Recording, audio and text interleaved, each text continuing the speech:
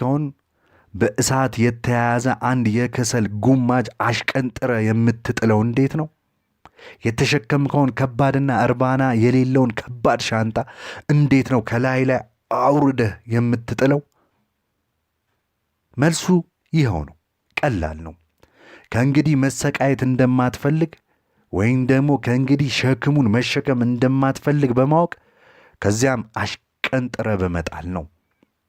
ጥልቅ የሆነ ንቃተ ህሊና አልባነት ለምሳሌ እንደ ስቃይ አምጪ አካል ወይም ደግሞ የሚወዱትን እንደማጣት ያለ ጥልቅ ስቃይ አይነት ያሉቱ ጥልቅ የሆኑ ንቃተ ህሊና አልባነትን አምኖ በመቀበል እንዲሁም ከነሙሉ ቀልብ በመገኘት ብርሃን ባላሰለሰ አትኩሮት ቀልጦ መንጠር አለበት። በሌላ አባባል የሁለቱ ማለትም አምኖ የመቀበልና የሙሉ ቀልብያ ብርሃን ጥምረት የግድ ያስፈልጋል ማለት ነው። በሌላ በኩል ደግሞ ተራ የሆነ ንቃተ ህሊና አልባነት መገለጫዎችን በተመለከተ እነዚህ በቀላሉ ሊራገፉ የሚችሉ ናቸው። አንተ አንድየውኑ እንደማትፈልጋቸውና በቀጣይ እነርሱ እንደማይበጁ ካወቅ እንዲሁም አንተ የእንዲህ ሲሆንና የእንዲያ ሲሆን ሰበቦች መጠራቀሚያ እንዳልሆንክ አማራጭ እንዳለ ስታውቅ ተራ የንቃተ ህሊና አልባነት መገለጫዎችን በቀላሉ ልታራግፋቸው ትችላለህ። የዚህ አንድምታ ደግሞ አንተ የአሁን ጊዜ ያለውን ኃይል መቋደስ ችለሃል ማለት ይሆናል። ሁሉንም ጨብጠዋል ማለት ነው። ይህ በሌለበት ግን ሌላ አማራጭ የለም።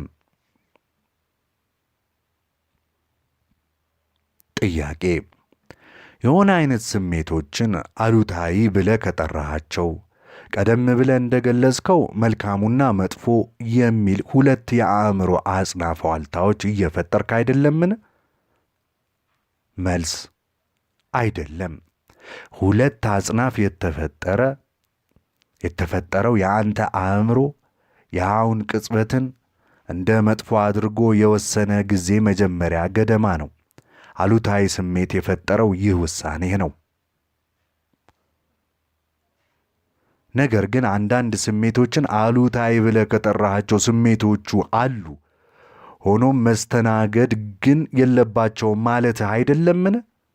እንደኔ ግን ስሜቶቹ ምንም ይሁን ምንም መጥፎም ብለን ከመፈረጅ ወይም ደግሞ ስሜቶቹን ማስተናገድ የለብንም ከማለት ይልቅ ስሜቶቹን እንዳመጣጣቸው በዘቃ ለመቀበል ራሳችንን ማዘጋጀት የሚሻል ይመስለኛል። አባረናቸው ቱግ ብለን መቆጣት፣ መበሳጨት፣ ሙድ መሆን ምናምን ማለት አይደለም።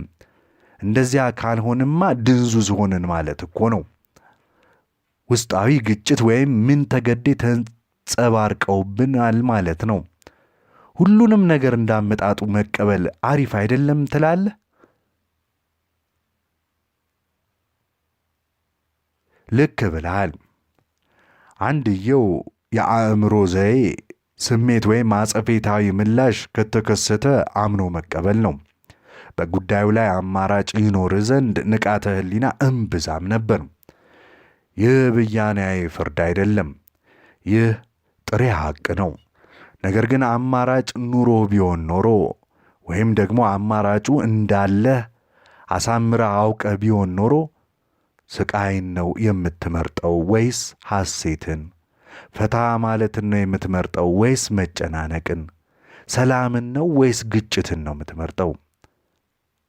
አንተን ከተፈጥሮ ሰዋዊው መልካም ሁናቴ ማለትም ከውስጣዊ ሐሴት የተላበሰ የህይወት ገጸ በረከት የሚነጥልህን ሐሳብ ወይም ስሜት ለማስተናገር ትመርጣለህን?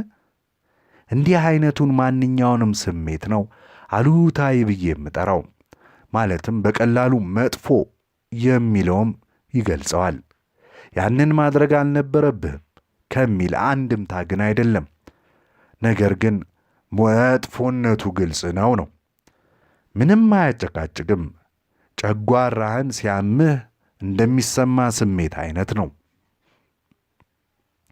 በ20ኛው ክፍለ ዘመን ብቻ ሰዎች ከ100 ሚሊዮን በላይ የሚሆኑ ሰዎች ገድለዋል። ይህ እንዴት ሊሆን ቻለ? የሰው ልጆች እንዲህ አይነቱን የገዘፈ መከራ እርስ በርሳቸው ተደራረጉ ብሎ ማሰብ እጅግ በጣም ይዘገንናል። ይህ ሐዝ አእምሯዊ፣ ስሜታዊና አካላዊ ጥቃትን አያካትትም።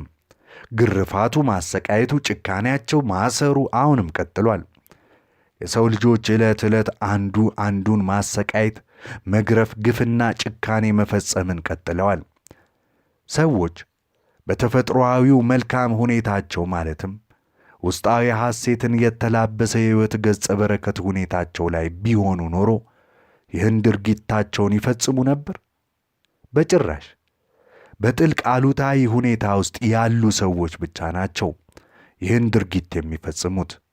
ማለትም የስሜታቸው ነጸብራቅ የሆነ የመረረ መጥፎ ስሜት ያላቸው ሰዎች ብቻ ናቸው እንዲህ አይነቱን ዘግናኝ ድርጊት የሚፈጽሙት። የሕልውናቸው መሠረት የሆነውን ተፈጥሮን፣ ምድሪቷን በማጥፋት ተግባር ላይ ተጠምደዋል። ለማመን የሚያዳግት ነገር ግን እውነት የሆነ የሰው ልጆች ክፉኛ አእምሮአቸው ተቃውሷል። እጅጉን ጤናቸው የታወከ ፍጥረቶችም ሆነዋል። ይህ አስተያየት አይደለም፣ ሐቅ ነው። በተጨማሪም ደግሞ ከአእምሮ መቃወስ በስተጀርባም ጤናማነቱ፣ ሽረቱና ፈውሱም መኖሩ ሌላው ሐቅ ነው። መፈወሱና መዋጀቱ አሁንም በዚህ ቅጽበትም በእጅ ያለ ነገር ነው። ወደ አንተ ጥያቄ ልመለስና አንተ አባርሰኝነትን፣ ሙዲነትን፣ ተቆጪነትን እና የመሳሰሉትን አምነ ስትቀበል በጭፍን ተግባራዊ እንድታደርጋቸው የምትገደድበት ሁኔታ አይኖርም። ይህ ሁኔታ በተመሳሳይ በሌሎች ሰዎች ዘንድ ይኖራል። እምብዛም አታስብ። እዚህ ላይ ራስን እንዳታታልልም። አምኖ መቀበሉ ይበጃል ብለህ ለተወሰነ ጊዜ አምነ እየተቀበልክ ትቀጥልና ቀጥሎ እልፍ ማለት የሚጠበቅብህ ነጥብ ላይ የምትደርስበት ቀጣዩ ደረጃ ላይ ትደርሳለህ። ማለትም ከእንግዲህ የእኔ አሉታዊ ስሜቶች የማይፈጠሩበት ሁኔታ ላይ ትደርሳለህ። እዚህ ደረጃ ላይ ካልደረስክና አምኖ መቀበልህ ራስ ወዳድ እኔነት አንተን ደስታ ቢስ ሆነህ እንድትቀጥል ያስደረገህ፣ እንዲሁም ከሌሎች ሰዎች ከዙሪያ ገባህና ከእነዚህና ከአሁን የመነጠል አባዜውን ያጠናከረ የአእምሮ ስሪት ነው ማለት ነው። እንደምታውቀው ራስ ወዳዱ እኔነት ማንነቱን የሚረዳበት ዋነኛው ዘይቤው ብቸኛነትና መነጠል መሆኑ ከአንተ የተሰወረ አይደለም። የምር የሆነ እውነተኛነት አምኖ መቀበል እነዚያን ስሜቶች ወዲያውኑ አቅልጦ ያነጥራቸዋል። እናም ደግሞ አንተ እንዳልከው እያንዳንዱ ነገር ምንም ማለት አይደለም፣ ጣጣ የለውም የሚለውን በጥልቀት ካወቅከው እርግጥ ነው ይህ እውነት ነው። ቀድሞ ነገር አንተ እነዚያ አሉታዊ ስሜቶች ይኖርብሃልን? ብያኔያዊ ፍርድ በሌለበት ለሆነና ላልሆነ ነገር እምቢተኝነት በሌለበት እነዚያ ስሜቶች ነፍስ አይዘሩም። እያንዳንዱ ነገር ምንም ማለት አይደለም፣ ጣጣ የለውም የሚለው ሐሳብ በአእምሮ ውስጥ አለ። ከውስጥ ካንጀትህ ግን ይህን አላመንክበትም። ስለሆነም ነባሩ አእምሮአዊና ስሜታዊ እምቢተኝነትህ አባዜው አሁንም እዚያው ባለበት አለ ማለት ነው። አንተን መጥፎ ስሜት እንዲሰማ የሚያደርግህም ያ ነው።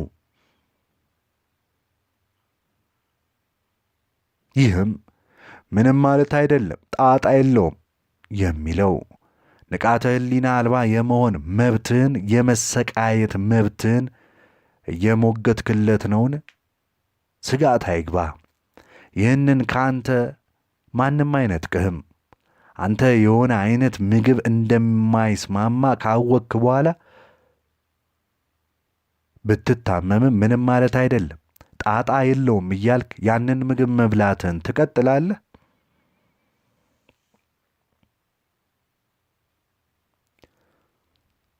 ጥያቄ፣ ተራ ንቃተ ሕሊና አልባነት የሆነው ሌሎች ተጨማሪ ምሳሌዎች ልትሰጠኝ ትችላለህ?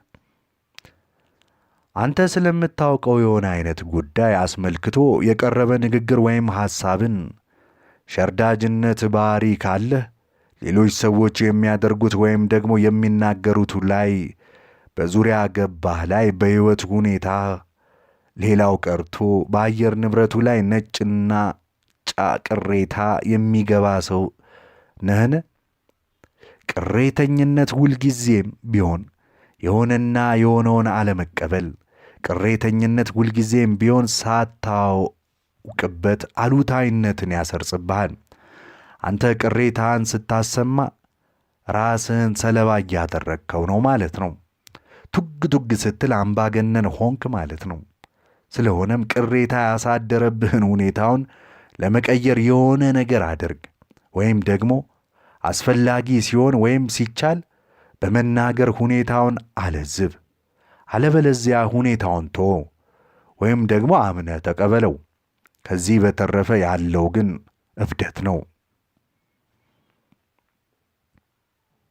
ተራ የሆነ ንቃተ ሕሊና አልባነት ሁልጊዜም ቢሆን በሆነ መልኩ አሁንንና ለአሁን ይሁንታ ከመንፈግ ጋር የተቆራኘ ነው። እርግጥ ነው አሁን ማለት እዚህም የሚል አንድምታ አለው። እዚህነትንና አሁንን ትገዳደረዋለህን? አንዳንድ ሰዎች ሁሌም ቢሆን ከዚህ ይልቅ እዚያና እዚያ መሆንን ይመርጣሉ። እዚህነታቸው ፈጽሞ አያረካቸውም። አንተም ራስህ ከራስህን መፈተሽህ የአንተም ሕይወት እንዲሁ አይነት መሆኑን አለመሆኑን አስተንትን እስቲ።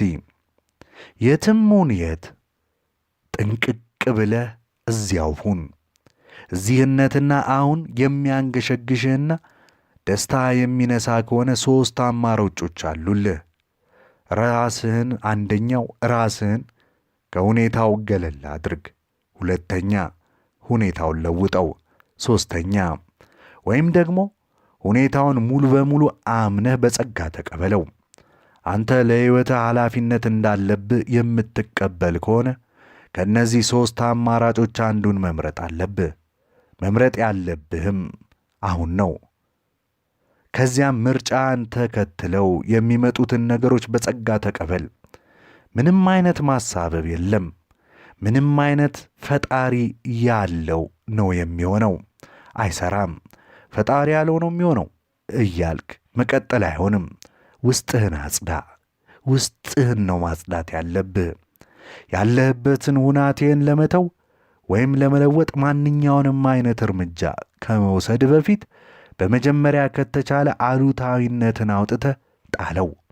ከአሉታዊነት ከመነጨ መንፈስ የሚደረግ ድርጊት ይልቅ ከአስተዋይነት መንፈስ ከመነጨ የሚደረግ ድርጊት የበለጠ ውጤታማ ነው።